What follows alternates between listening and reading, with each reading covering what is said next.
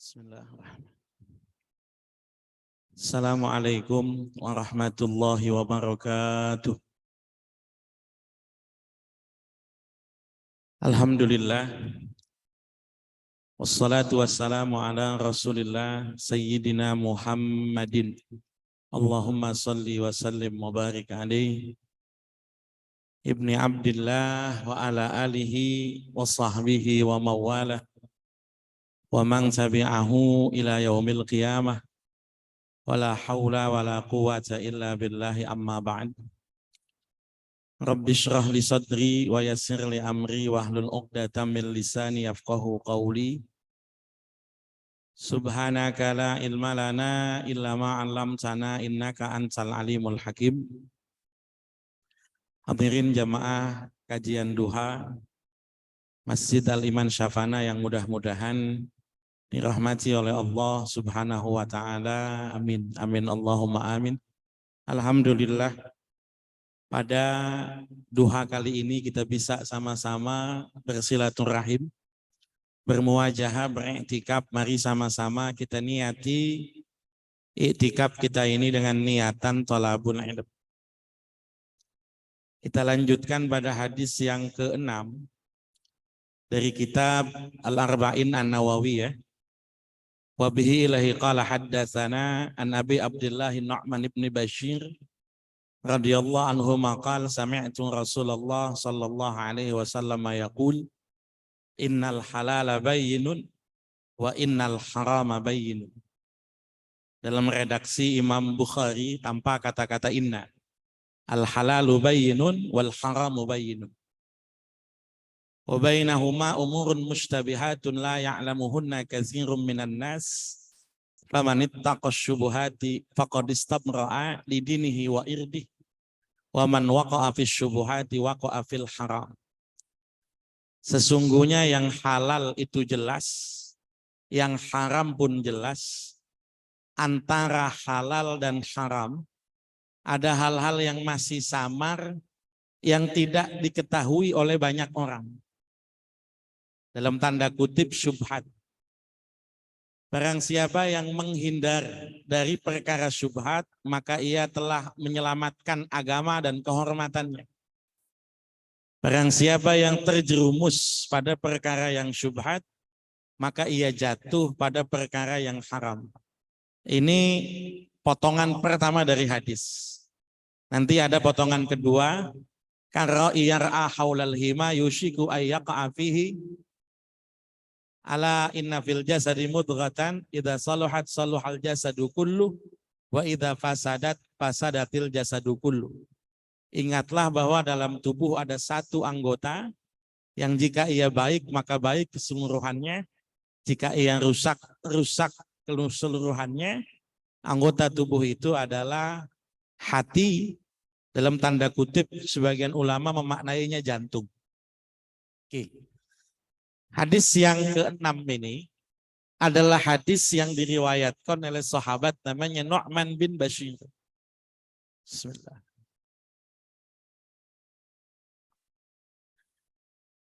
Hadisnya Nu'man bin Bashir, kalau kita cek dalam, saya cek dalam Bukhari, Muslim, Abu Dawud, Tirmidzi, Nasai, Ibnu Majah, Musnad Ahmad, satu jalur saja. Itu dalam ilmu mustalah disebut sebagai hadis yang gharib, hanya lewat Nu'man bin Bashir.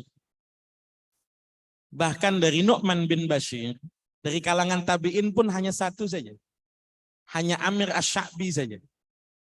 Nanti dari tabi'ut tabi'in baru banyak sekali murid-muridnya Amir Asy-Sya'bi yang meriwayatkan hadis ini. Ada Abi Farwah, ada Abi Aun, ada Mujalid, ada yang lain-lain. Tapi jalurnya adalah Nu'man punya murid namanya Amir Asy-Sya'bi. Asy-Sya'bi baru kemudian punya murid banyak sekali. Jalur Imam Bukhari, Imam Muslim, Abu Dawud, Nasai, Tirmidzi, Ibnu Majah, Musnad Ahmad juga itu melewati jalur ini. Ya. Nah, matannya, kandungannya apa? Nabi bilang yang halal itu jelas, yang haram itu jelas. Jadi pertama yang harus kita tahu itu halal itu apa, haram itu apa. Ini yang pertama. Kadang-kadang ada perkara nggak jelas kelaminnya. Kita tanya ini halal apa haram? Orang ragu jawab ini halam katanya. Halam. Berarti belum jelas halal dan haramnya, begitu kan, belum jelas ya. Al halal bayyinun, halal itu sesuatu yang jelas kehalalannya. Kalau dalam mazhab Imam Abu Hanifah beliau mengatakan al halal ma dalla ala tahlilihi. Sesuatu yang memang disebut kehalalannya, disebut kehalalan. Banyak, ya banyak. Patokannya satu, thayyibat. Yas'alunaka madza uhilla lahum qul uhilla lakumut thayyibat. Patokannya thayyibat. Apa yang haram? Imam Syafi'i bilang madalla ala tahrimihi. Sesuatu yang memang jelas dinyatakan haram. Apa yang haram? Banyak. Tapi patokannya khaba'is. Maka wa yuhillu alaikumut thayyibat wa yuharrimu alaikumul khaba'is. Allah halalkan bagi kalian yang baik-baik. Itulah kenapa kata-kata halal itu sering disematkan dengan kata-kata halalan thayyiba. Halal saja belum cukup, halal yang baik. Halal itu patokannya dua. Satu, disebut halalnya. Dua, tidak disebut haramnya. Dua itu saja patokan. Madu jelas halal, dikonsumsi oleh Rasul, jelas. Tempe, Rasul nggak pernah konsumsi, nggak pernah. Apakah kemudian tempe haram? Apakah perlu tempe dapat stempel halal? Ya tidak, tinggal kontennya, bahan bakunya tempe itu apa? Mengandung yang haram atau tidak? Tidak. Kita mohon maaf tidak pernah peduli dengan nama, tidak. Label boleh apa saja, yang penting kontennya, bukan labelnya. Susu beruang halal. Kenapa halal? Karena cuma label beruangnya, cuma label. Isinya susu sapi. Meskipun logonya naga, kan gitu. Iklannya naga. Di tempat saya ada yang jual sambal namanya sambal setan. Apakah haram? Ya tidak. Maksudnya apa? Saking pedesnya, setan aja kalau makan kepedesan. Jadi kita nggak peduli dengan label, tidak. Kita peduli dengan konten. Isinya apa? Isinya apa? Ada nasi goreng namanya nasi goreng gila, gitu kan. Kalau kita menghukumi label, haram itu. Haram. Orang sengaja menggilakan diri kan gitu. Haram. Tapi kan kita cuma kemudian bilang isinya apa. Jadi halal itu dua macam. Dinyatakan halal, punya dalil, atau tidak dinyatakan haram, berarti halal. Itu saja. Kalau harus ada dalilnya repot. Makanan yang kita konsumsi beda dengan yang dulu dikonsumsi oleh Rasul. Beda. Cuma nanti tinggal patokannya, apakah dia mengandung hal yang haram? Kalau tidak, aman sudah, clear, nggak ada masalah. Ya. Haram itu apa? Sesuatu yang dinyatakan haram. Nyatakan. Di tengah-tengah itu, jadi kalau kita katakan halal itu putih, haram itu hitam, syubhat itu abu-abu, abu-abu syubhat itu. Halal itu dua macam ya. Satu ainnya, fisiknya memang halal. Dua sabab, prosesnya harus halal. Jadi tidak cukup fisiknya saja. Halal itu dimensinya dua. Satu fisiknya, dua prosesnya. Orang nanya sama saya, Ustaz, kalau tahun baru kita bakar-bakar ayam boleh apa enggak? Saya bilang boleh, asal ayam kamu. Itu aja, asal kamu. Asal ayam, itu saja kan, boleh. Apa yang bikin tidak boleh bakar ayam di tahun baru itu apa? Ya boleh saja, boleh saja. Ya. Yang enggak boleh itu kalau dia bakar ayamnya orang, kan gitu. Itu enggak boleh kan, patokan. Coba haram bakar ayam di tahun baru. Lah tukang ayam bakar apa kemudian harus libur di hari itu? Kan tidak. Kalau buat saya sederhana, orang mau bakar ayam tahun baru, malam takbiran, malam nisfu Sa'ban, malam Lailatul Qadar halal, asal ayam dia. Patokannya kan di situ. Ya. Masang petasan apa hukumnya? Masang petasan tuh jangan tahun baru. Orang hajatan aja masang petasan. Patokannya ganggu orang atau tidak. Itu saja patokan. Jadi seperti itu saya tidak nyebut labelnya apa, tapi kontennya bagaimana. Itu saja. Jadi yang dikatakan halal, dia fisiknya memang halal. Kemudian yang kedua, prosesnya ayam itu halal. Tapi kalau tidak disembelih jadinya haram. Jadi ayam yang halal itu baru bisa dikonsumsi kalau melalui proses yang halal juga. Penyembelihan yang syar'i. Apa penyembelihan yang syar'i itu? Sempurnanya 4 macam. Kalau dalam fikih itu qat'ul mari, memotong jalur makan, kita sebutnya kerongkongan. Qat'ul khulqum, memotong jalur napas, kita sebutnya tenggorokan. Dan wadajen, 2 urat yang ada di leher. Arteri dan vena. Atau pembuluh darah dan pembuluh balik. Kalau 4-4-nya kena, sempurna. Kalau 4-4-nya enggak kena, minimal 2 halal, sudah halal. Prosesnya. Ya. Jadi biarpun fisiknya halal, kalau prosesnya tidak halal, ya tidak halal. Makanya orang dulu tuh Masya Allah. Saya itu mungkin kecil, kurang gizi waktu kecil. Nah zaman dulu emang orang tua susah, gitu, kurang gizi. Begitu dewasa kelebihan gizi. Zaman dulu saya masih ingat itu, kalau pengen makan ayam itu nunggu ayam sakit dulu. Ada yang ngalamin begitu? Ada. Jadi kalau ayam nggak sakit tuh nggak dipotong, kan? Nggak dipotong. Jadi kakek itu ayam sakit baru dipotong, kan begitu. Itu supaya halal, daripada nanti dia mati jadi bangkai, mendingan dia mati jadi sembelihan, kan gitu. Jadi saya mikir kakek itu ayamnya banyak, tapi kok untuk makan itu nunggu sakit dulu, kan gitu. Yang penting disembelih proses. Haram juga sama, haram itu 2 macam. Ada haram itu ainnya yang haram, fisiknya memang haram, atau haram itu prosesnya yang haram, prosesnya. Ya. Misalnya contohnya riswah, sogok. Sogok itu ya haram. Tapi prosesnya sogok menyogok ini, kalau untuk mendapatkan hak kita memang harus nyogok, Maka yang menerima itu yang haram, kita yang memberi tidak haram. Tapi jangan nanti dianggap sebagai sogok syariah, bukan. Jangan tadi dianggap sogok yang syar'i, bukan. Ya. Tahun 2000 itu saya bikin paspor pertama kali, tahun 2000.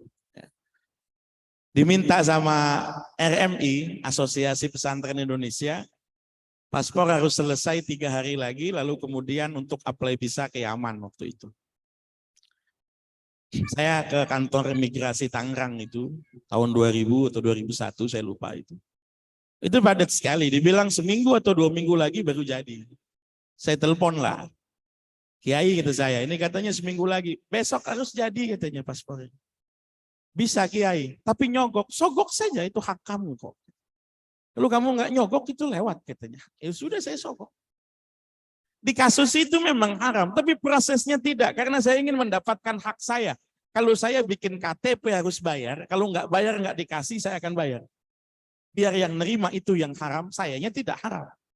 Karena saya hanya berusaha mendapatkan hak saya, kan semacam itu. Oke, jadi kita sepakati bahwa halal dan haram itu dimensinya 2. Satu ada dimensi ainnya, fisiknya. 2 ada dimensi sababnya, prosesnya. Nah, yang tahu halal dan haram ini kan ulama yang tahu halal dan haram ini. Yang repot itu ada hal-hal yang tidak diketahui oleh orang banyak. Jadi syubhat itu, mohon maaf, syubhat itu adanya bagi orang yang tidak tahu. Bagi orang yang sudah tahu, tidak ada yang namanya syubhat, tidak ada. Kalau bagi orang yang sudah tahu, yang ada itu halal atau haram. Bagi orang yang tidak tahu syubhat, saya contohkan.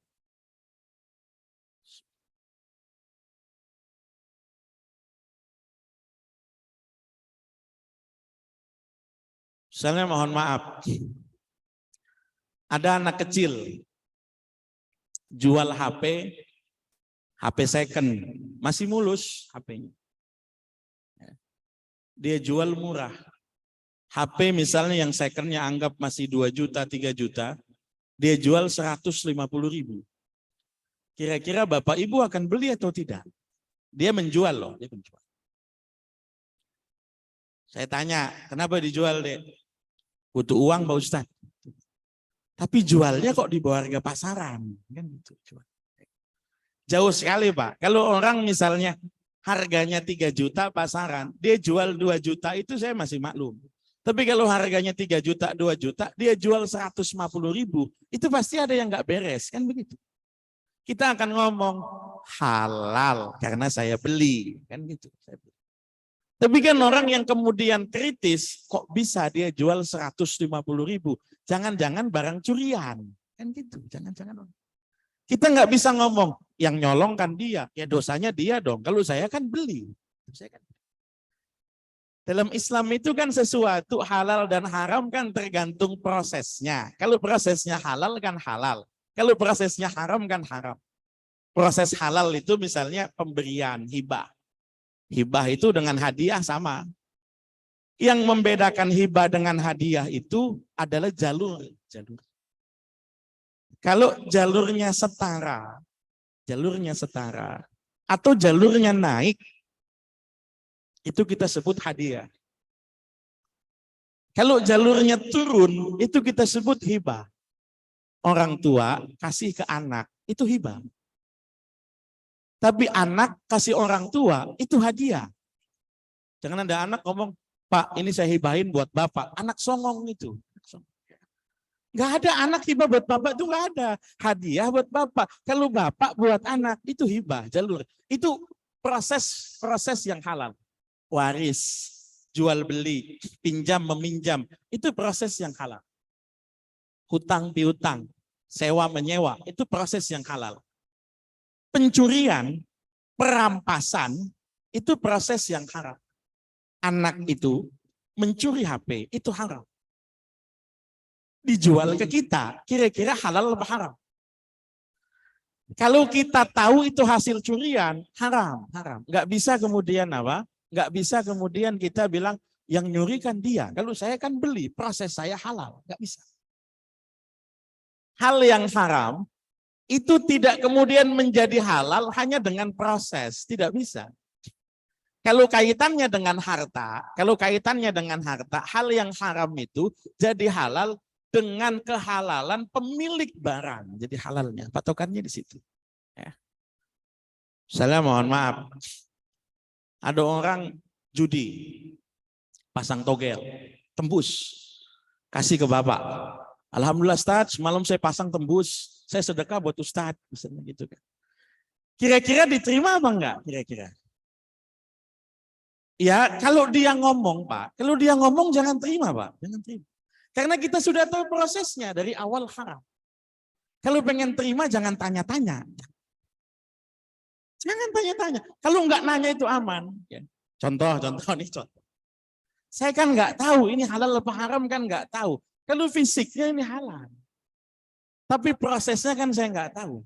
Apa Ustadz Rohendi masih ngutang jeruknya kan saya enggak tahu. Kan saya juga kalau saya tanya itu, Ustadz ini gimana? Oh saya nemu di jalan tadi. Waduh ini enggak jadi saya makan. Supaya halal. Jangan tanya sudah. Jangan tanya. Saya contohkan. Umar bin Khattab itu, yang tadi disebut itu, Masya Allah. Sayyidina Umar bin Khattab itu pernah lewat di satu zukok. Zukok itu kalau bahasa kita gang sempit. Zukok itu. Zukok itu kalau jamaknya Zakozik. Nama daerah di Mesir itu. Zukok itu gang sempit.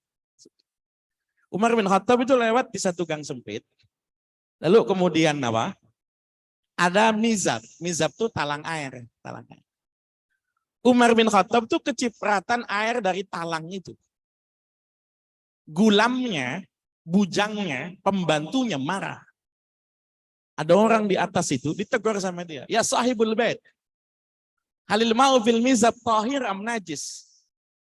Yang punya rumah, tolong. Itu air yang ada di talang, yang jatuh itu suci atau najis? Karena kalau najis nanti kita ganti baju kami untuk sholat. Umar marah. Diam kamu, biarin aja. Mending kita nggak tahu. Ya, itu makanya saya, kalau dikasih sama orang saya nggak nanya-nanya. Kalau nanya jadi haram nanti. Dengan nggak nanya. Kecuali kalau jelas dia ngomong. Ustaz, ini alhamdulillah togel. Ya jangan terima. Kalau itu jangan. Kalau dianya nggak ngomong, ya jangan. Kalau dianya nggak ngomong. Secara fikih begitu. Secara fikih ya. Bukan secara warok. Nanti ada namanya warok ada. Nah, halal dan haram itu berlakunya banyak sekali. Banyak sekali. Kalau haram itu hukum syar'i. Haram itu mengikat pada pelakunya. Haram.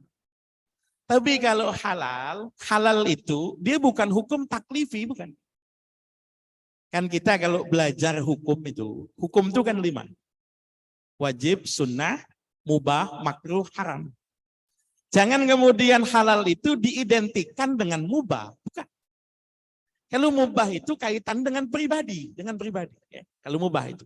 Tapi kalau halal itu kaitan dengan bendanya, halal, kaitannya dengan bendanya. Halal dan haram itu menyangkutnya banyak sekali.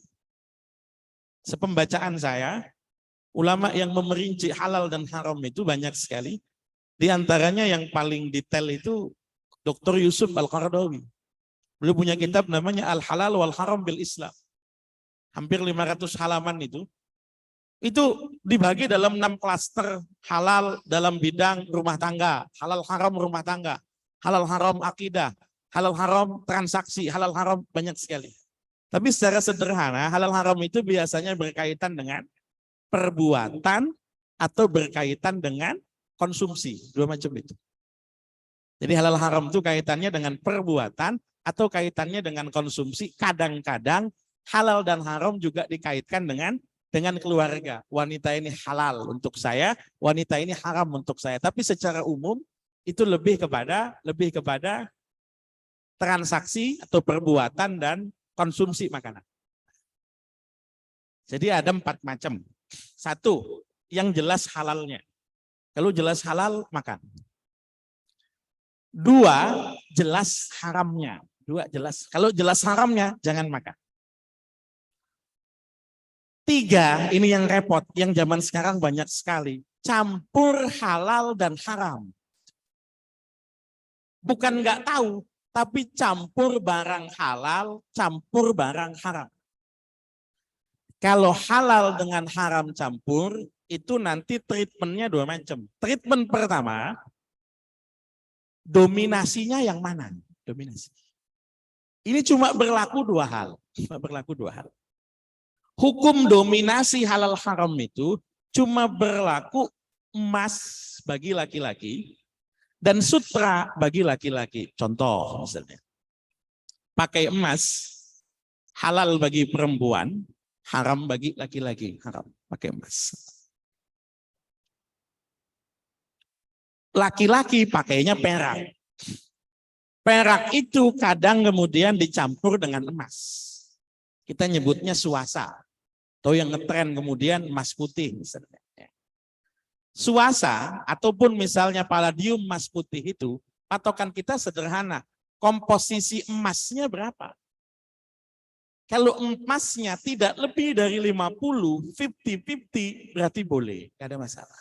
Jadi dominasinya menang mana? Kalau dominasinya menang yang halal atau masih 50-50 berarti boleh. Tapi kalau emasnya lebih banyak daripada peraknya atau daripada materi lain, maka kemudian nanti tidak boleh. Ataupun sutra laki-laki haram pakai sutra. Kalau sutranya campur katun bagaimana? Ya. Sutra alam ya, bukan sutra sintetis, bukan. Sutra alam itu haram dipakai oleh laki-laki. Kalau sutranya campur dengan katun bagaimana? Kalau dominasinya tidak ada, tidak lebih dari 50 boleh. Ini berlakunya 2 macam. Jangan dianalogikan dengan bab-bab yang lain. Jangan. Contoh, ibu-ibu bikin rendang. 10 kilo daging sapi, 1 kilo daging babi. Itu kira-kira halal atau haram? Enggak bisa kita ngomong, kan banyakan sapinya, Ustaz. Enggak dominasi dia. Tidak. Kalau itu haram. Itu haram. Minuman misalnya beralkohol, misalnya kadar alkoholnya 10%. Berarti non alkoholnya 90%. Apakah kemudian halal? Tidak berlaku dominasi di sini. Makanya nanti ada qawaid fikih, idza ijtama'al halalu wal haram gullibal haram. Kalau halal sama haram kumpul, itu menangnya yang haram. Meskipun belum tentu dapat digeneralisir, belum tentu.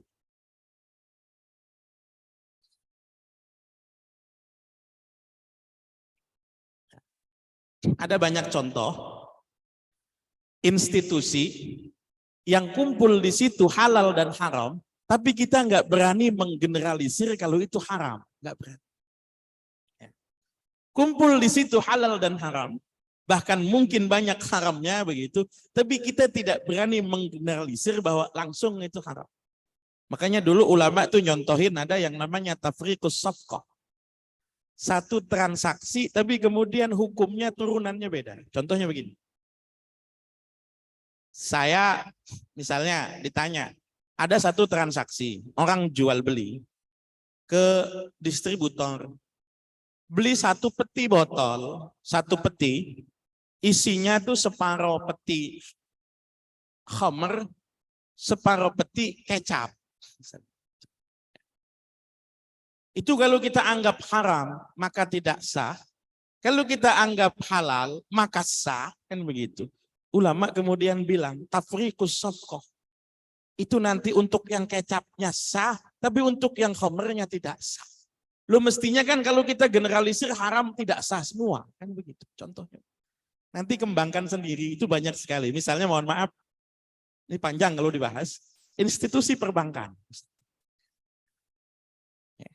Institusi perbankan ya kumpul di situ, ada yang mungkin haram, ada yang halal, begitu kan. Transfer itu pasti halal. Kemudian yang lain-lain misalnya tukar uang mata asing pasti halal. Tabungan itu pasti halal. Tapi kan kemudian ada yang diperdebatkan. Deposito itu bagaimana, pinjaman itu bagaimana, ini itu bagaimana. Itu yang nanti diperdebatkan kan. Jadi kumpul antara yang pasti halal dengan yang diperdebatkan, kan begitu. Oke. Di satu pasti halal, dua pasti haram, tiga kumpul halal dan haram, yang keempat itu tidak tahu itu halal apa haram, kan begitu. Kalau kita tahu itu halal, pakai. Kalau kita tahu itu haram, jangan pakai. Kalau kita tahu itu kumpul halal dan haram, tinggalkan. Itu yang paling aman. Kalau kita tidak tahu halal apa haram, ulama beda pendapat. Ulama beda pendapat. Saya kasih contoh. Rasul itu pernah makan menggunakan wadah makanannya perempuan Yahudi. Perempuan Yahudi. Ada contoh kisah, ada yang masih ingat ya. Dalam sirah itu disebut bahwa Rasul pernah diracun. Rasul itu dikirimi paha kambing bakar, ya, paha kambing bakar oleh seorang wanita Yahudi, dimakan oleh Rasul, tapi kemudian dimuntahkan. Satu sahabat ada yang makan sebelum Rasul meninggal dunia. Kan ketika orang itu bawa paha kambing bakar, otomatis bukan cuma paha kambing yang dibawa, kan nggak mungkin panas-panas dibawa sama dia, nggak mungkin. Pasti dia bawa wadahnya juga, wadahnya juga. Sementara wadah piringnya orang Yahudi ini kita nggak tahu najis atau tidak najis, kan kita nggak tahu. Tapi Rasul tetap makan dari wadah piring itu. Patokannya apa? Kita tidak tahu itu halal atau haram, itu secara fikih masih boleh, masih boleh. Kecuali kalau kita yakin itu haram, sudah tidak boleh. Contoh yang kedua, Rasul itu pernah berwudu min muzadatim ra'atin musyrikah. Rasul pernah wudu menggunakan bejana air milik orang wanita musyrik yang tidak menjaga najis dan suci, yang tidak menjaga halal dan haram, tidak menjaga. Tapi Rasul wudu menggunakan bejana orang itu. Artinya apa? Selagi kita tidak tahu halal dan haram, secara fikih masih boleh, masih boleh. Meskipun anjuran terbaiknya Rasul itu Kalau ada yang lain, ya pakai yang lain.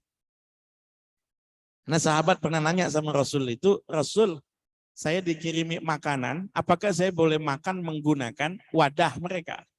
Rasul bahasanya ilam tajidu goin roha. Kalau tidak ada yang lain, piringnya cuci kemudian makan. Artinya kalau ada yang lain ya pilih yang lain. Tapi kalau tidak ada yang lain ya sudah cuci kemudian makan. Maka tadi kita kembalikan kepada kisah Umar bin Khattab. Umar bin Khattab itu yang Umar bin Khattab marah kepada budaknya, jangan kau tanya-tanya. Kita tidak dituntut untuk bertanya-tanya.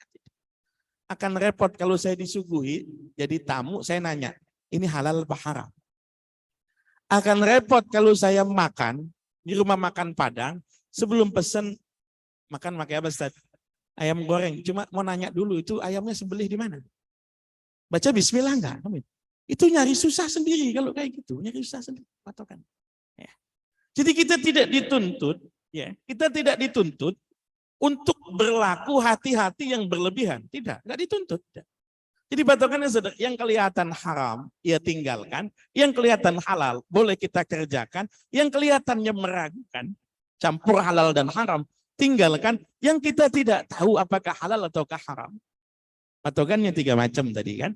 Kita bisa bertanya, tadi disebut apa namanya, Qadi Dimas tadi, ditanya, bagaimana caranya? Menggunakan kitabullah. Ini dialog yang sama. Pernah terjadi antara Nabi dengan Muaz bin Jabal. Ketika Muaz dikirim sebagai delegasi misi Islam ke Yaman, Rasul nanya, bima taqdi ya Muaz? Kamu akan menghukumi pakai apa? Qadaitu bi kitabillah. Kalau dalam kitabullah enggak ada, qadaitu bi sunnati Rasulillah. Kalau tidak ada, ajtahidu ra'yi wala alu. Kalau tidak ada, aku akan berijtihad. Orang yang berkompeten itu punya pengalaman yang cukup untuk kemudian menentukan ini halal atau haram. Patokan di situ. Kalau beda pendapat, kalau ada beda pendapat, satu ulama bilang halal, satu ulama bilang haram. Kita tidak dipaksa ikut salah satunya. Misalnya, apa hukumnya? A, misalnya begitu. Ulama ini bilang halal, ulama ini, contoh. Paling banyak itu jual beli. Bai'ul arbun atau disebut bai'ul urban.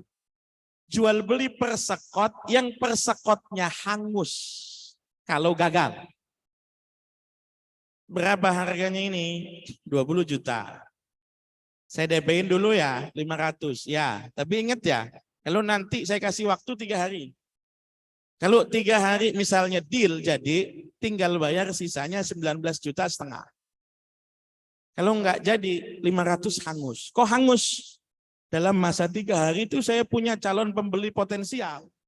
Gara-gara saya keep tawarannya kamu, saya batalkan tawaran potensial itu. Maka nanti kalau kamu enggak jadi sudah 3 hari hangus. Itu namanya bai'ul arbun atau urban. Dari zaman dulu sudah ada. Imam Syafi'i ditanya, haram. Enggak boleh dong. Itu 500.000, itu kan haknya orang. Kenapa enggak dikembalikan? Tapi kan dia punya calon pembeli potensial. Itu kan baru calon, belum pasti. Estimasi saja. Kalau Imam Ahmad bin Hambal bilang halal, nggak apa-apa. Tapi kan hangus, ya itu kan persyaratan, kriteria dari awal. Tapi kan itu baru calon, meskipun calon kan estimasi. Dalam dunia transaksi, resiko itu diperhitungkan, sama seperti keuntungan, sama seperti Bapak. Datang ke SPBU, isi bensin. Kan dilarang merokok. Kalau merokok apa langsung meledak SPBU-nya? Kan tidak. Tidak meledak langsung, tidak. Tapi punya resiko meledak, resiko itu yang dihitung. Kemudian kan begitu, resiko dihitung. Maka menurut Imam Ahmad bin Hambal halal. Kalau ada ulama A bilang halal, ulama B bilang haram. Kita tidak dipaksa ikut salah satu. Yang mau ikut, yang hati-hati, ambil haram. Ya enggak apa-apa. Yang mau ikut praktis, ambil halal. Ya enggak apa-apa. Kalau saya zaman sekarang ikut praktisnya aja Pak. Zakat kan rame, mau Ramadan ini. Sebagian kampung tuh masih rame, boleh enggak zakat pakai uang? Saya bilang boleh, enggak apa-apa. Enggak boleh Ustaz. Dalam madhab Syafi'i enggak boleh, harus beras itu. Mana dalilnya? Bla bla bla. Enggak ada ceritanya Nabi zakat pakai beras. Ada nggak hadis Nabi zakat pakai beras? Nggak ada. Nabi zakat pakai gandum? Ada. Nabi zakat pakai kurma? Ada. Tapi Nabi zakat pakai beras? Nggak ada. Beras itu kias. Saya bilang, kalau ada orang punya pabrik es krim, apa zakatnya pakai es krim? Ada orang usahanya bikin golok, apa zakatnya nanti goloknya itu kemudian? Kan tidak. Itu kan kias. Ya orang yang pengen pakai beras silakan. Orang yang pengen pakai apa? Pakai uang silakan. Gitu saja. Jadi kalau kita ketemu beda pendapat, ini bilang halal, ini bilang haram, kita kemudian tidak dituntut untuk salah satu. Enggak. Ayah saya percaya kalau kepiting itu haram. Rajungan itu halal. Sebaliknya saya yakin kalau rajungan itu, kalau kepiting itu halal. Jadi kami makan di meja makan yang sama, tapi orang tua saya nggak pernah offset makan kepiting itu nggak pernah. Ya dulu sebelum asam urat saya makan itu kepiting itu. Ya santai saja. Dia orang tua saya kemudian nggak, ini haram ini bla bla. Ya, karena beliau tahu saya juga punya, saya ikut ulama tertentu begitu kan, nggak ada masalah. Jadi jangan kemudian pendapat satu orang kita paksakan haram kamu belum, ya tidak, kan ada yang bilang halal kan begitu ya. Mudah-mudahan bisa dipahami ya. Kalau diteruskan ini tentang yang hati dan yang lain-lain masih panjang sekali. Tapi karena judulnya halal dan haram, maka saya batasi sampai sini ya. Kalau ada hal-hal yang ingin ditanyakan, tafadhol. Baik, para kalian, dibuka sesi pertanyaan bagi para jamaah yang ingin bertanya tentang halal dan haram. Dipersilakan. Dari Pak Didit.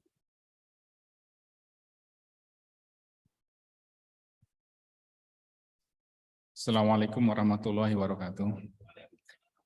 Izin bertanya Ustadz, labelisasi halal itu yang disematkan oleh lembaga yang berkompeten di bidangnya di negeri ini gitu kan. Sering kita temui itu produk-produk makanan yang ada halal tapi ada yang belum halal. Nah, saya ingin saya tanyakan itu, bisa nggak zat-zat yang haram itu menjadi halal melalui proses kimia? Jadi misalkan ada produk yang di awalnya itu menggunakan bahan baku meskipun tidak dominan, misalkan bahan bakunya alkohol gitu, Ustaz. Kemudian karena proses kimia, apakah dia dibakar atau dia dipanaskan sehingga itunya zatnya itu menguap atau menjadi hilang. Jadi dia hanya sebagai katalisator saja gitu. Kemudian produk akhirnya itu dia sudah tidak ada lagi zat haramnya itu, zat alkoholnya itu. Apakah ini bisa apakah proses halal itu bisa melalui proses kimia merubah yang haram gitu, Ustaz? Terima kasih. Wassalamualaikum warahmatullahi wabarakatuh. Assalamualaikum warahmatullahi wabarakatuh. Langsung dijawab, Ustaz. Baik. Dalam fikih itu ada konsep namanya istihalah atau istihlak. Istihalah itu berubahnya satu benda ke benda yang lain. Yang unsur kimiawinya berubah. Itu namanya istihalah. Atau istihlak itu adalah proses ketika bendanya hilang. Itu istihlak. Contohnya najis. Kalau sudah kering sama sekali. Sudah kering semua. Ada anak balita kemudian kencing di ubin situ. Lama sekali sampai kering tidak ada bau, rasa dan warna. Identifikasi najis kan begitu. Itu kalau dalam madhab Hanafi, kalau sudah kering itu istihlak. Najisnya sudah nggak ada. Kalau dalam madhab Syafi'i najis, tapi kalau nggak tahu ya makfu. Ya sama saja, boleh. Ujung-ujungnya boleh. Cuma kalau penyematan Hanafi itu ya langsung tidak najis. Kalau penyematan Syafi'i itu najis yang akhirnya makfu, dimaafkan. Cuma dalam madhab Syafi'i istihalah tidak banyak. Cuma 3 kasus. Proses khamr, bukan alkohol, khamr, minuman memabukkan yang berubah menjadi cuka. Fermentasi arak yang kemudian berubah menjadi cuka, itu halal. Karena unsur kimiawinya juga berubah. Kemudian lagi proses kulit bangkai yang disamak. Namanya kulit olahan, ya kan? Samak itu juga halal. Tapi kalau dalam madhab Hanafi banyak sekali. Benda najis kalau sudah berubah, unsur kimiawinya menjadi tidak terlacak lagi, itu kemudian menjadi benda halal. Contoh paling gampang vaksin ya, vaksin. Vaksin kan tripsinnya menggunakan babi kan begitu. Ya bukan cuma COVID saja, ya rata, meningitis kan begitu sama. Ibu pengen umroh, pengen haji, pengen ke Ka'bah, lihat Ka'bah ya. Masukin dulu meningitis yang dalam prosesnya tadi menggunakan tripsin babi, kan begitu. Patokannya bagaimana? Ya sederhana sebetulnya. Kalau pakai mazhab Hanafi, kalau babinya sudah berubah, sudah tidak ada, ya sudah. Sampai dicontohkan ekstrimnya begini. Kalau ada babi jatuh ke tambak garam, ya, fimam lahah. Kalau ada babi jatuh ke tambak garam, mati. Jadi bangkai babi, itu kan double haram. Sudah bangkai babi pula, kan begitu. Ya. Jatuh ke tambak garam, sampai kemudian bangkainya terurai. Tidak bisa dibedakan mana garam, mana bangkainya, begitu. Itu ya garam satu tempat itu halal semuanya. Yang penting tadi memang sudah berubah. Atau contohnya biogas. Kotoran yang kemudian diolah menjadi biogas. Itu kan najis awalnya. Tapi sudah berubah menjadi benda gas. Ya. Itu kalau secara Hanafi istihalah. Transformasi benda najis yang sudah tidak terlacak lagi benda najisnya. Itu halal. Ya. Kalau menggunakan konsep fikih Hanafi halal. Ya. Jadi dari najis ke suci, dari haram ke halal. Begitu. Mudah-mudahan bisa dibahas. Oke, selanjutnya. Oh, ada dari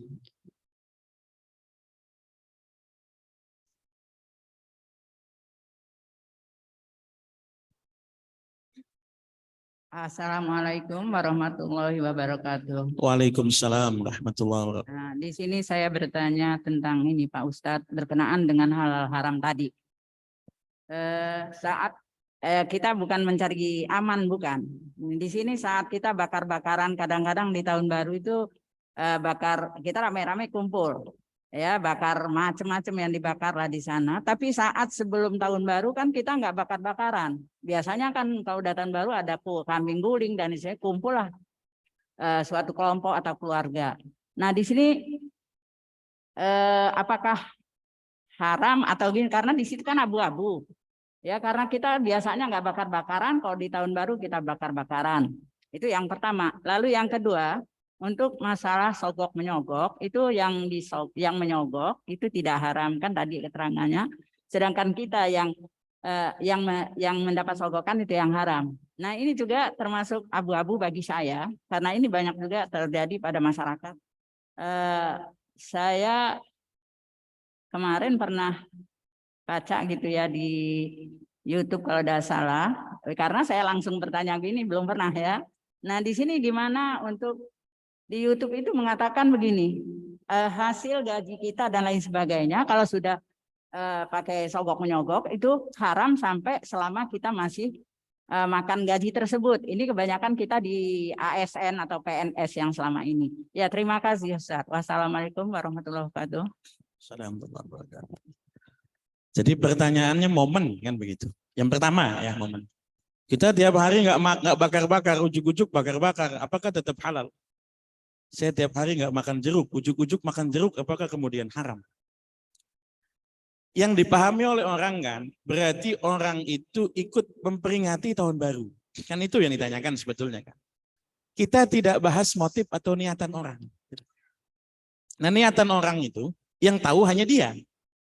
Yang saya bahas tadi, bolehkah orang bakar ayam di malam tahun baru? Boleh.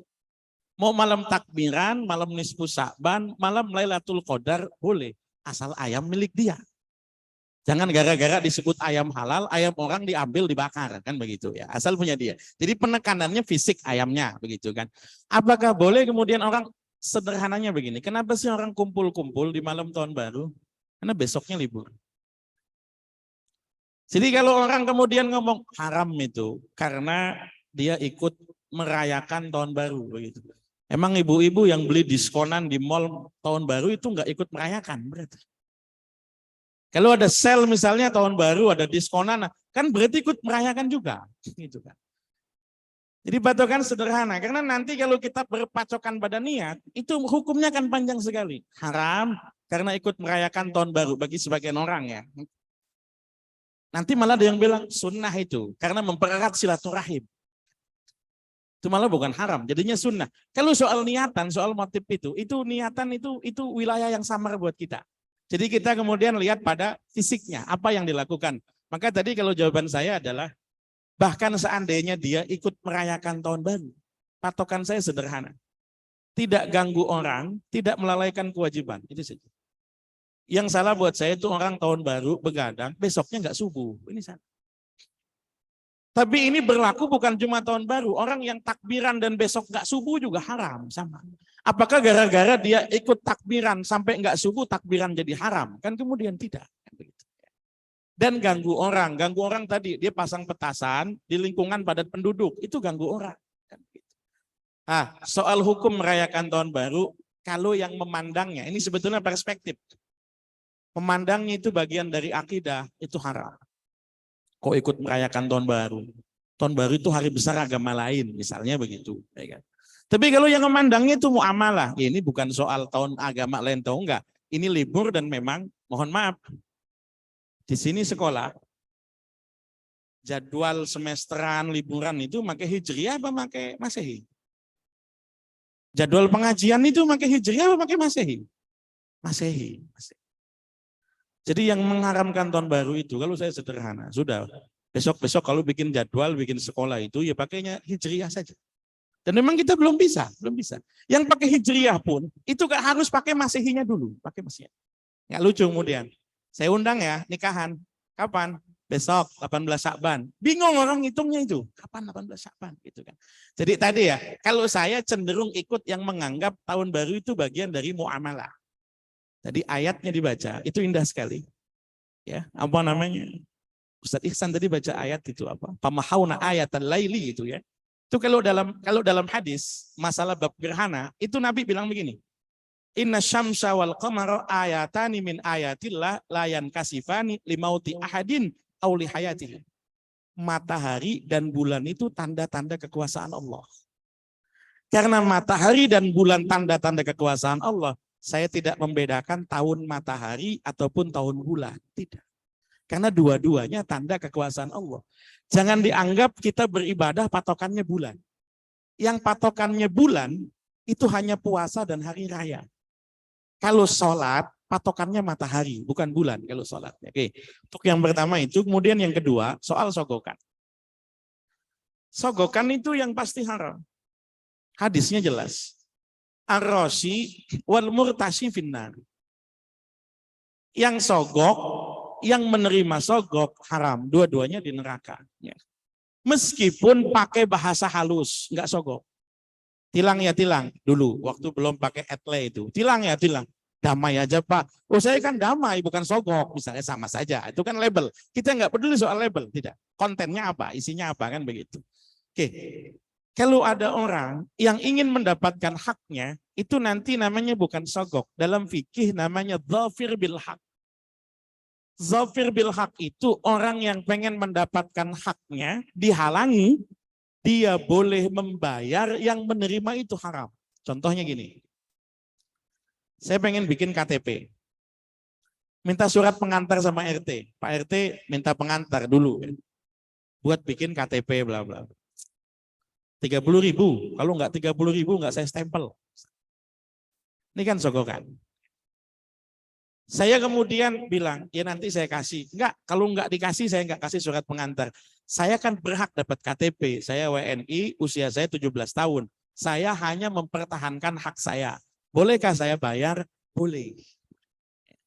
Tapi kalau yang berlaku, kalau misalnya dia nggak ngomong apa-apa, uang terima kasih itu bukan sogok. Gratifikasi, kan begitu. Gratifikasi dianggap sogok apa tidak? Ya nanti undang-undang tuh bilang besarannya apa, kronologinya bagaimana, kan gitu. Orang yang jadi ASN itu bukan soal haknya. Kalau KTP itu tidak ada tesnya. Bedakan ya. KTP itu tidak ada tesnya.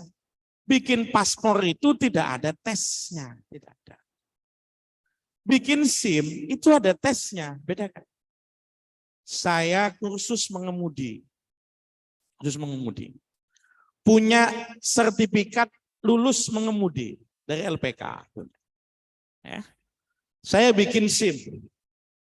SIM mobil lulus, SIM motor nggak lulus. Saya nggak tahu kalau sekarang bagaimana. Naik motor di Indonesia itu lebih susah daripada pengen ke surga. Susah sekali. Ya, susah sekali. Nah kita suruh zigzag, kemudian 8, angka 8. Dan nggak boleh pakai motor kita, nggak boleh. Harus pakai motor Pak Polisi. Saya coba 3 kali Bu, coba 3 kali, coba 3 kali. Akhirnya diomongin sama, udahlah Ustaz, gak usah repot-repot kita. Kasih aja 150.000, beres kita terbitin. Ya sudah saya kasih. Itu beda kan. Jadi kalau bikin KTP itu tanpa tes, saya punya hak di situ, punya hak. Kalau bikin paspor saya punya hak di situ. Tapi kalau SN kan ada tesnya.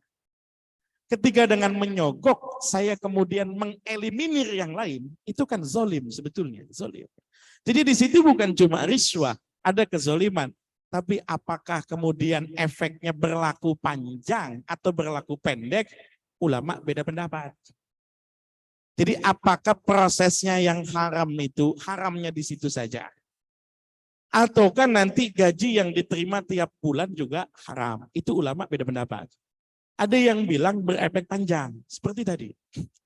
Ada yang bilang ya haramnya pada saat nyogok itu saja. Ketika sudah diterima ya penunjukan itu jadinya begitu. Mudah-mudahan bisa dipahami. Selanjutnya Ustadz, ini ada pertanyaan dari jamaah Zoom ya, Zoom. Pertanyaannya begini, bolehkah kita belajar misal via YouTube terkait pelatihan auditor halal MUI?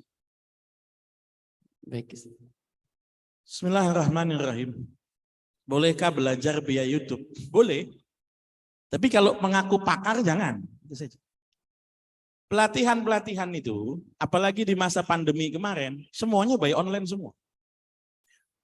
Sekarang saja pelatihan-pelatihan yang dilakukan oleh MUI atau lembaga-lembaga itu masih hibrid, masih online dan offline. Ya. Jadi kalau kemudian, bolehkah kemudian dia belajar? Boleh. Tapi kemudian kalau menjawab pertanyaan, berfatwa atau mengaku pakar jangan.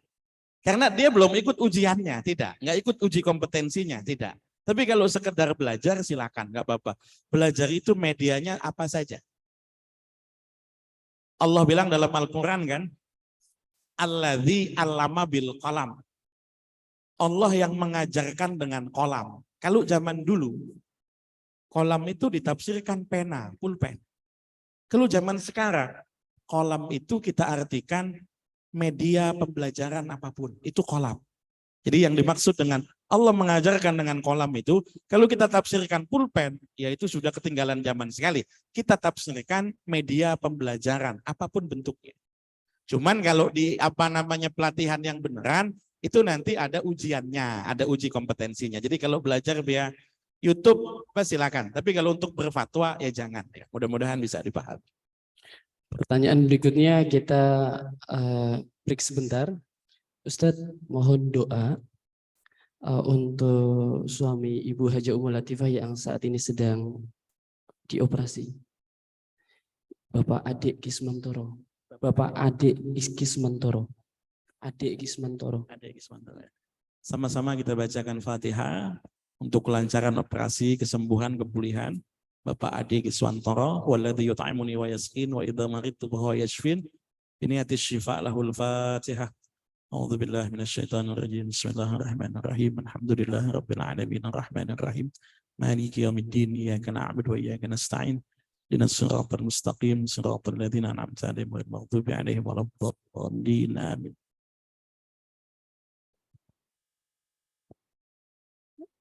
Selanjutnya ada pertanyaan lagi dari jemaah sekalian. Oh, dari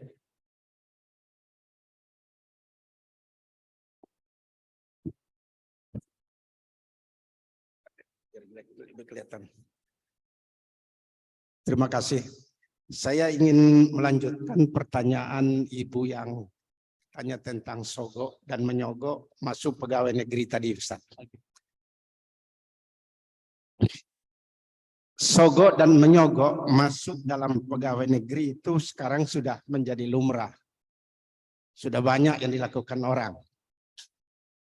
Tadi Ustadz menjelaskan gaji yang diterima dari pegawai negeri yang kita masuk karena sogok itu adalah haram. Saya bilang ada 2 pendapat tadi. Ada yang bilang berefek panjang, ada yang bilang berefek pendek. Iya, iya. Yang saya pernah mendengar gitu Pak Ustadz itu haram gitu Pak. Gimana itu? Kita sepakati bahwa sudah selesai pertanyaannya. Belum. Oh, belum selesai. Oh, silakan dilanjut dulu, baru saya jawab ya. Kalau itu kita anggap haram, kemudian kita berhenti karena itu haram, kita anggap haram, kita berhenti dari pegawai negeri itu.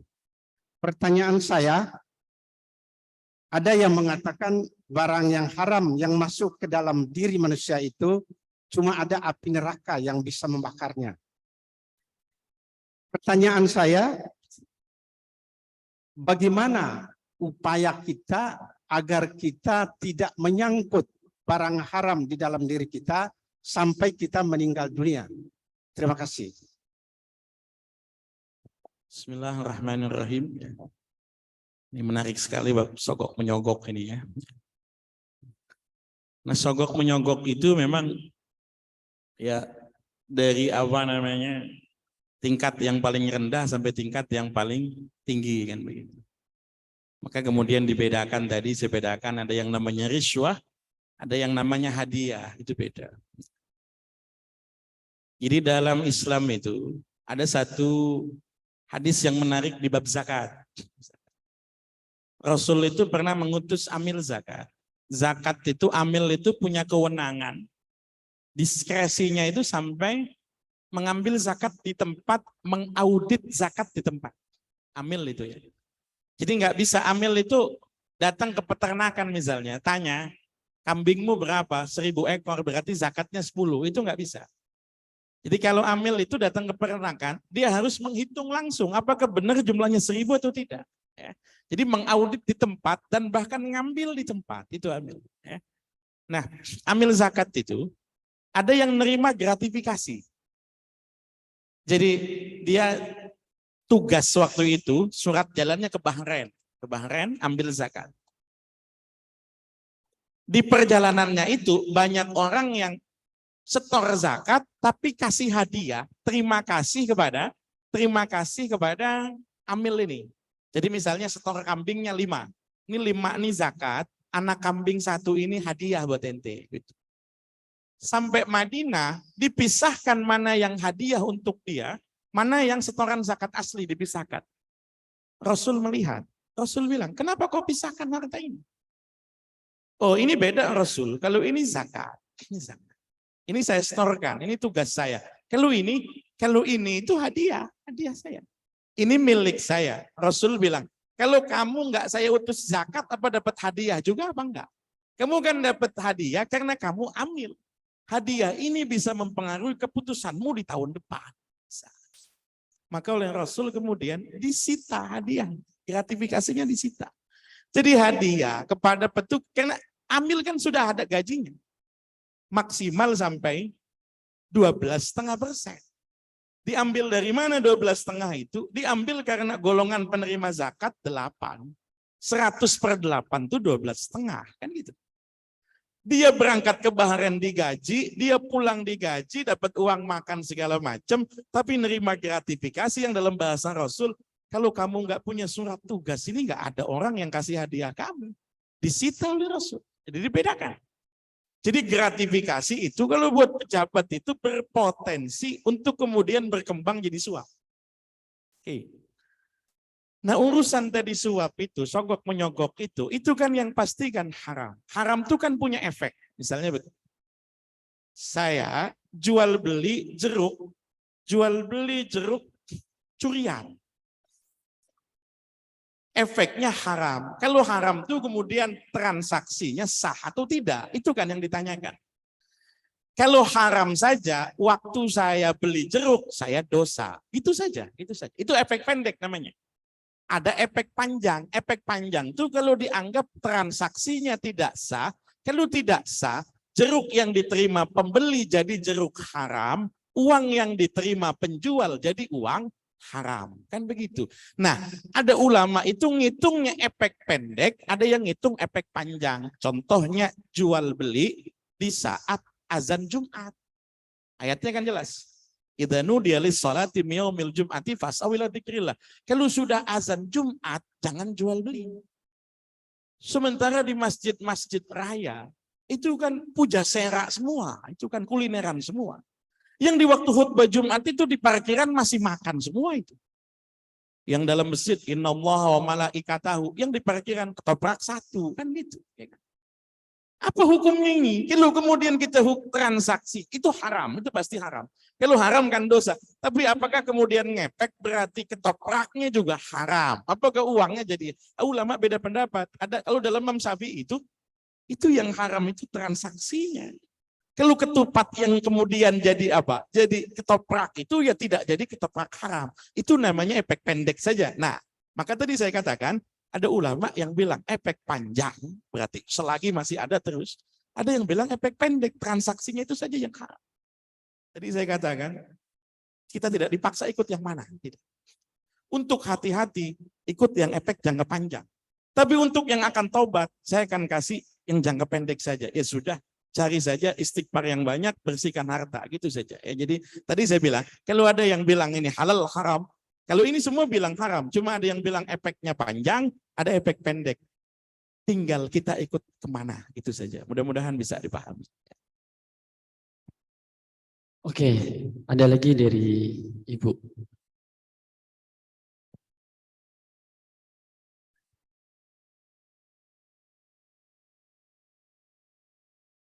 Assalamualaikum warahmatullahi wabarakatuh. Ustadz, ini mengenai gade ya. Misalkan ada orang pinjam uang saya 10 juta.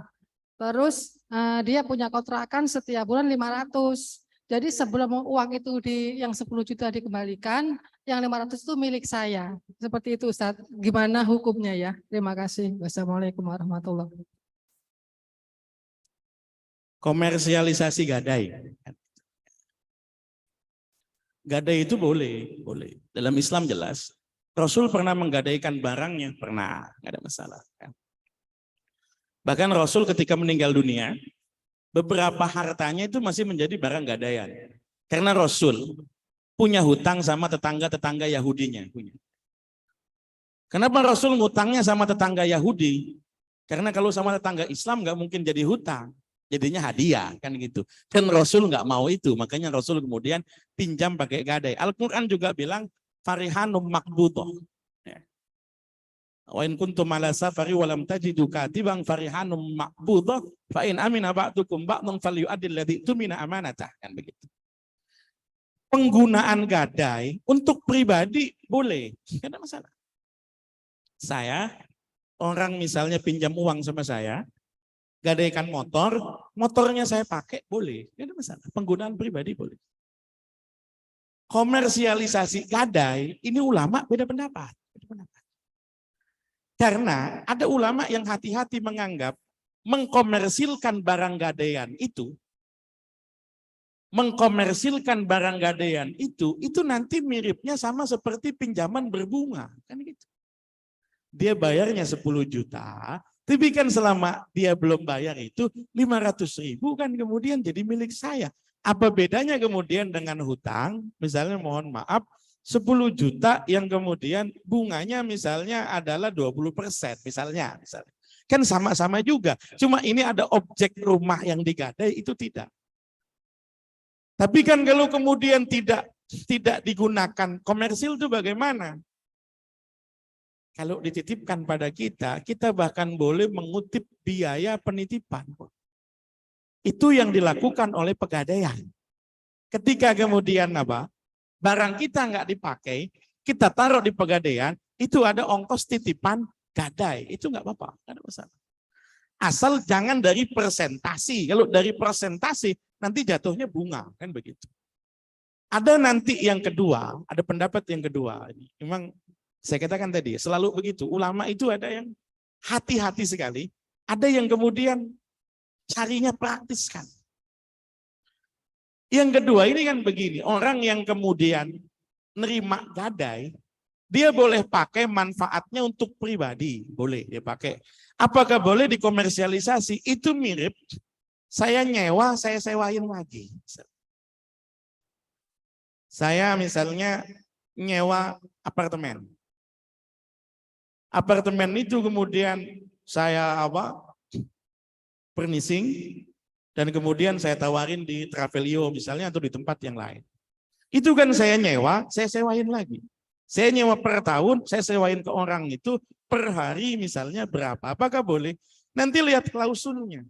Apakah dari apartemen itu boleh untuk menyewakan kembali? Kalau dalam klausulnya boleh, berarti boleh. Kalau dalam klausulnya tidak boleh, berarti tidak boleh. Kalau klausulnya tidak ada, dikembalikan kepada budayanya, adatnya boleh atau tidak. Maka nanti gadai itu juga sama. Gadai itu juga sama. Gadai penggunaan pribadi pasti boleh. Tapi gadai yang dikomersialisasi, itu kalau ulama yang di ujung kutub hati-hati, itu bilangnya nggak boleh. Karena ada unsur kerusupaan dengan riba. Tapi ada yang bilang boleh kalau memang disepakati dari awal. Saya sebetulnya mohon maaf, cenderung bilang yang nggak boleh kalau saya. Tapi kalau kemudian ibu ikut pada pendapat yang kedua, silakan. Tapi kalau saya cenderung pada pendapat yang tidak memperbolehkan. Mudah-mudahan bisa dipahami. Ustadz, satu lagi dari Zoom, Ustadz. Dulu waktu tahun 70 ada mie yang enak dan terkenal di Tangerang. Kami sering beli, tapi kami tidak beli langsung ke tempatnya. Jadi kami titip teman dan belum ada penjual mie sebanyak sekarang. Suatu saat saya datang langsung ke tempat penjual mie. Ternyata di tempatnya ada 2 wadah penggorengan. Kata penjualnya 2 wadah untuk memasak untuk yang mengandung daging babi dan penggorengan untuk non babi. Tapi menjadi ragu-ragu bagi saya untuk beli mie. Karena saya selama ini titip belinya dan tidak tahu proses memasaknya bagaimana menurut Ustadz. Tidak tahu. Tidak tahu. Kalau tidak tahu tidak apa-apa. Itu untungnya orang yang tidak tahu. Makanya tadi jangan tanya-tanya kan saya tanya itu tidak tahu ya. Oke.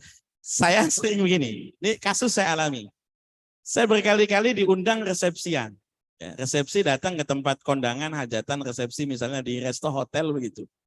Itu ada kadang-kadang itu 2 jalur. Makanan halal dan non halal kan begitu, ada prasmanan halal non halal. Jadi yang sini nih yang kebulinya begitu ya, ini yang B2-nya misalnya begitu ya. Sebagian orang ada yang udah nggak ambil pikir ini kan halal, dia bilang halal, ya sudah. Saya tuh kadang-kadang tergelitik gitu, itu nanya sama pihak cateringnya. Saya tanya, kitchennya 1 atau bisa? Saya tanya. 1 Ustaz, ya udah saya nggak makan. Teman saya, Ustaz kok nggak makan? Kitchennya 1. Jadi saya khawatir kalau itu kemudian najis. Tapi kok Ustaz diem aja? Ya itu untungnya nggak tahu. Saya lihat kamu lagi asik makan, saya nggak tega ngasih tahu kan gitu. Kan dia nggak tahu. Kalau dia nggak tahu nggak ada hukumnya. Dia nggak tahu nggak ada hukumnya kan gitu. Kalau saya sudah tahu kan gitu. Ya kan? Kalau dia kan keyakinannya halal, ya sudah kalau yakinnya halal nggak ada masalah. Ya. Jadi patokannya tadi kita tidak tahu, kalau tidak tahu tidak ada hukumnya. Tapi kalau kemudian sudah tahu dan masih kekeh ngeyel, ini yang masalah kan begitu. Jadi kalau selama ini dengan temannya tidak tahu ya nggak apa-apa, ya itu tidak ada dosanya, tidak ada. Dan kita memang tidak dituntut untuk nyari-nyari tahu hal yang tidak meragukan. Kalau sudah meragukan, tinggalkan. Nanti ada hadisnya lagi, hadis ke-11, dakma yaribuka ilama la yaribuk. Itu mudah-mudahan bisa dipahami. Lena, masih ada satu lagi. Oh, penasaran Ustadz? Boleh ya Ustadz ya? Assalamualaikum warahmatullahi wabarakatuh. Ustadz, menyambung dari yang pertanyaan sebelumnya. Nah, kebetulan saya itu kan keluarga suami masih non muslim, mertua juga gitu loh.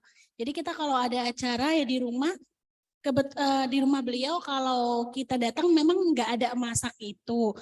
Tapi pasti lagi kita tidak di sana pasti dong mereka masih memakan yang halal. Nah, terus saya ya non halal, sorry.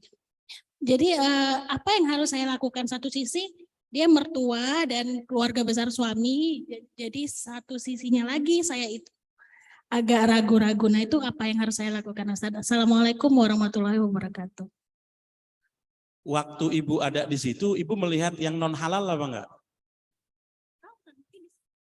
Ya sudah, kalau nggak tahu nggak apa-apa, gitu aja.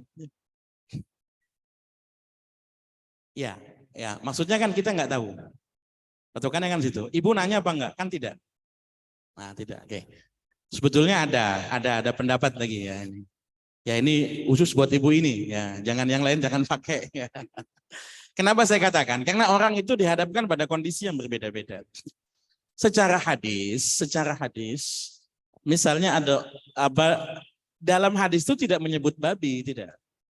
Hadis itu hanya menyebut anjing. Kalau ada anjing menjilat wadah air, maka dicuci 7 kali dengan tanah, kan begitu. Salah satunya dengan tanah. Dalam hadis itu tidak menyebut babi, tidak. Tapi Imam Syafi'i nambahi babi, kias, analogi. Anjing saja begitu, apalagi babi. Karena babi disebut dalam Al-Quran. Pertanyaannya adalah, apakah materi tanah bisa digantikan atau tidak? Dalam fikih itu ada hal-hal yang bisa digantikan. Misalnya apa? Batu buat cebok zaman dulu. Zaman sekarang ya pakai tisu, itu kan tergantikan. Lalu zaman dulu kan kita mau berangkat pergi kemana-mana mules, kantongin batu, kan gitu. Bukan supaya nggak mules, supaya kalau cebok itu ada media bersucinya, kan gitu, ya kan? Itu salah paham banyak orang kan gitu, kantongin batu biar nggak mules, bukan itu. Kalau kemudian, karena dulu kan tisu belum umum, kalau sekarang kan sudah umum orang pergi kemana-mana bawa tisu.